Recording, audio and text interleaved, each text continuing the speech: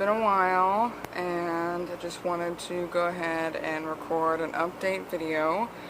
I went to Pennsylvania for about a week, and that was from like July 3rd till the 9th. And I had a really good time, got to see some family, got to eat a bunch of good food and bring back some of that good food. And Jeffrey's birthday was on this Friday, the 21st, and we had made a pact that we were going to be more serious about this weight thing, because it's on both of our minds, especially mine. And I was just thinking, today's the first day that we were cutting sugar, which I guess today's Monday, the 24th of July 2017, in case you were wondering. And it wasn't as hard as I thought it was, but at the same time, there were some things that had happened today that were like, oh, is it that, I guess, natural for me to include sugar or bread or just carbs of any sort into my day that I don't even think about it. For example, I was at my aunt's today taking care of my grandma, and she said, you can have whatever you want. And I went to get some blueberry muffins that she had baked, like the day before. I just popped them in the microwave, and then I went to put the butter on. I thought, oh, wait a minute, I'm not supposed to eat this. So I put them back in the bag. Plus, I was like, well, why would I even waste a cheat on this? Like, I don't even really like muffins anyway. Like, why? But, then I kind of stood there in the kitchen for about 10 minutes and was like, but what am I going to replace that with? And unfortunately, I did have a Twinkie, but I immediately regretted it. And when Jeffrey watches this video, he's going to be like, what? You had a Twinkie? But I immediately knew that, I ate it, and it was like, that wasn't what I wanted either. And what is it that I'm trying to get out of eating this Twinkie? Because I wasn't satisfied. It was okay, now I want another one. And I probably could have eaten a whole box. But I didn't. That's the honest truth. But I just sat there and thought, what is my problem? Is it as simple as just saying, I just can't have sugar, sugar is not good for me, and if I have it, then I want more? Or is it like something more than that? And without getting too emotionally, distraught or anything, I just kind of went about my day and tried to make better choices. So for breakfast I had made everybody eggs and bacon, and that was really good, and I really enjoyed that. And I used this uncured bacon that sorry about the split, side note, between the light part of my face and the not light part of my face. There's a post right here, but this is too dark and this is too bright, so I don't know. Gotta find a middle ground here. Okay. But anyway, back to my story. Bacon and eggs, uncured bacon, so there's no sugar in it, and it was really good.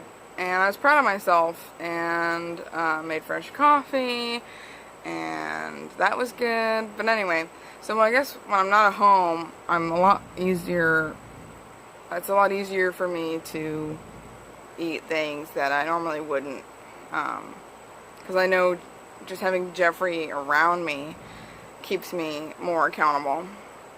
But anyway, then I came home and made what I have deemed or dubbed, it's called Greek balls, and you can make them with hamburger, which is what I did today, or lamb, which I really like lamb, Just haven't had a chance to make lamb Greek balls. But it's just hamburger that I kind of real quick break into little meatball size, bite-sized chunks, and I cook that up and with a little bit of garlic and salt and pepper and a little onion and onion powder, and plop it on a plate with some feta kind of sprinkled on top, and a good amount of dill. So it's kind of like what you would have in a gyro, but without the bread and the lettuce and the tzatziki sauce and the basically everything else. It's just the meat. And it was really good, and I really like it. So, anyway, and I had Diet Coke. So, But, other than that, I thought I'm pretty bad at doing just straight up sitting and talking. I think I'm gonna have to probably already edit some of this out, but, I said, Jeffrey, what if I just, wrote down, he's like, yeah, you could start a journal, like a weight loss journal, which I thought, I don't really have time for, that, but, I mean, whatever, let's just write. So I sat there while the kids were just being awesome, and, what do you need? I just want to talk to you. Okay, well, I'm doing something, so can we wait? Love you. I love you too. Bye. Bye. Tell Dad, do not disturb. I just need 5 more minutes. Nino. I feel like I'm only half in this. All this is just not. It's too much open space. So I decided to write down, because I think I'm more eloquent, is what I said to Jeffrey, when I write things down and then read them, because I've had time to kind of think in my head about what I want to say, instead of just talk, pause, talk, pause. So I just thought I'd go ahead and read you my journal. Bruh. Okay.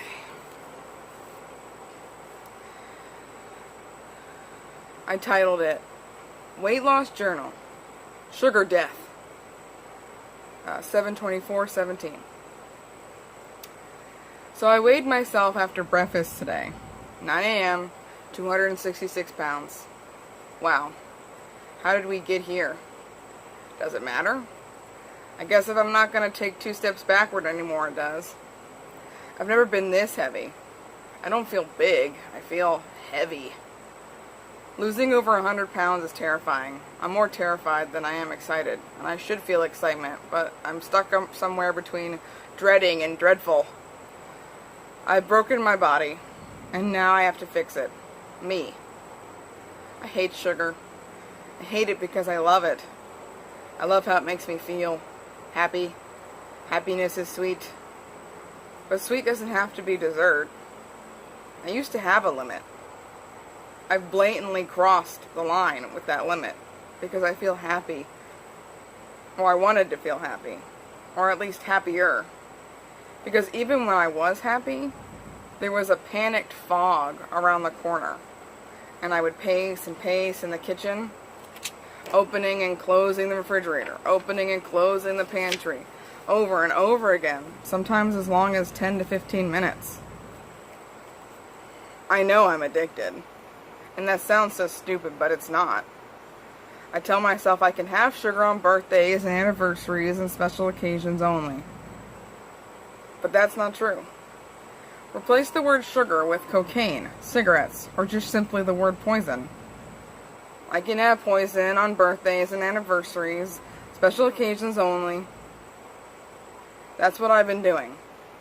I've been poisoning myself. It started when I was young, sprinkling my Cheerios or Rice Krispies or even Wheaties with 2 big old scoops of that beautiful sweet substance.